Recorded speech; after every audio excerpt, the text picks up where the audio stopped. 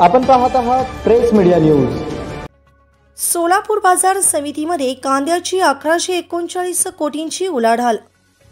सोलापूर कृषी उत्पन्न बाजार समितीमध्ये एप्रिल 2023 ते मार्च 2024 या एका वर्षाच्या कालावधीत तब्बल 1139 कोटीची उलाढाल झाली आहे।